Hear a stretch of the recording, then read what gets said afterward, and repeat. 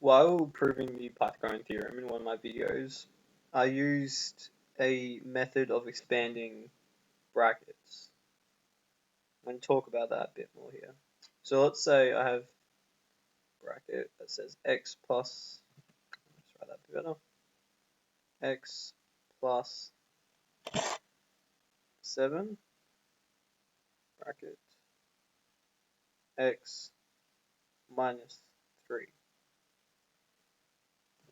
Now, each of these parts, so x plus 7, this part here, and x minus 3, these are called binomials. And that basically means they are an expression with two or more, not two or more, just two terms. They have two terms in them. So 2x cubed plus 4a, that would also be a binomial.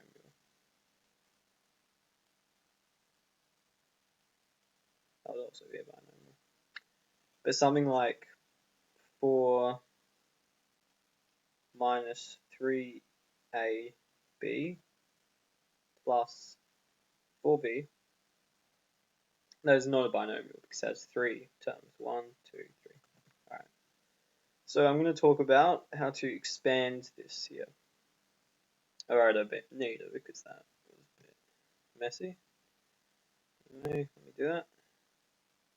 X plus 7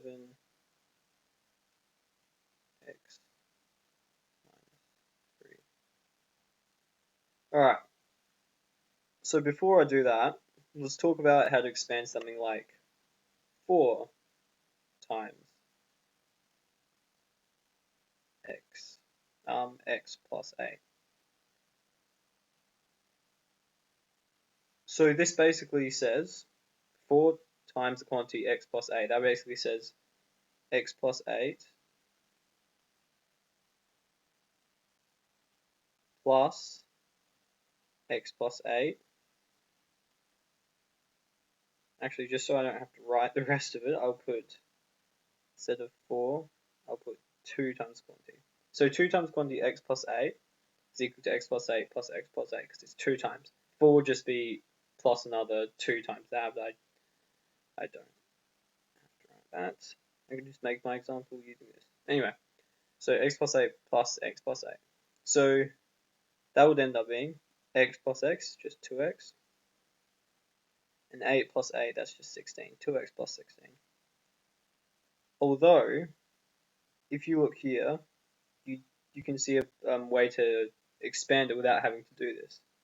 If you think about it, the x is going to be there 2 times because there is 2 sets of this, and the 8 is going to be there also 2 times. So instead of doing that, we could just say that is equal to 2 times x, which is 2x, and 2 times 8, which is 16. So I'll do another example. I'll do 4 this time. 4 times quantity, 3x minus 2. Alright, so 3x, that's going to be there 4 times because there's going to be 4 times this. So there's going to be that, plus that again, plus that again, plus that again.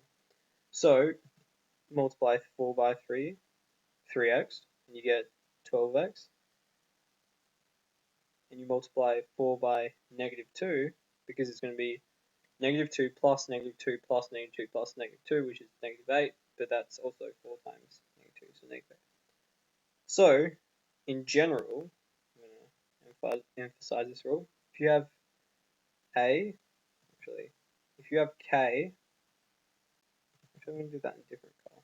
If you have k, and you multiply it by a plus b, in general, to expand it, it's just going to be equal to k times a plus b times k. So, now that we got that there, I'm going to delete all this, but I'll leave the rule up.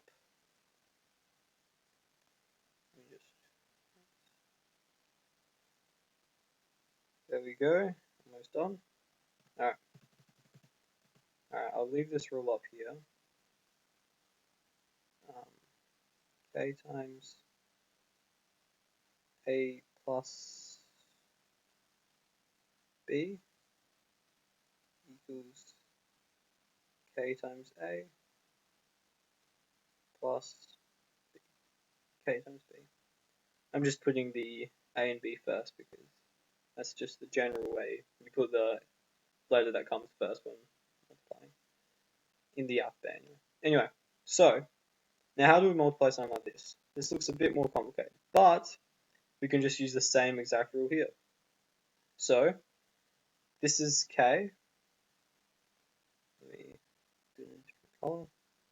This right here, that's pretty much K. And this right here, this X here, that's A. And this -3 here, -3 here, is B. So we just use the same format. So let me bring it down here. So K times A, so that is equal to, let me rewrite it actually, X plus 7 times X minus 3. K right here times A, that's equals X plus 7 times, I'll just put a little asterisk there just so it doesn't confuse with the next, times X plus K, which is X plus 7,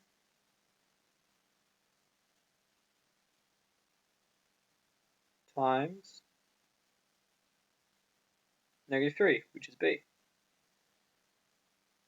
And now we look, we just get the exact same, or even close to the same form as here. So we can just switch this around and we get equal to X times X plus 8, X plus 7, sorry. So that's this part here, plus, it's times -3, X plus 7. Now we expand it again, just using this K times A plus B equals AK plus BK. So X times X, that's X squared, there. And then X times 7. I'm drawing these lines to connect the stuff that needs to be times together. 7x. That's that part. Plus -3 times x is -3x. And -3 times 7 is -21. Now if we collect like terms, we get x squared, because there's no other term with x squared there, plus 7x minus 3x, that's 4x, minus 21, there's no other constant there, and there you go. So x plus 7 times x minus 3 is x squared plus 4x minus 21. Alright, and in the next video I'll go over a more quicker way to do this by deriving like some sort of just general rule. It's called FOIL, and I used it in the last video, but yeah, I'll go over that in the next video. Thanks for watching.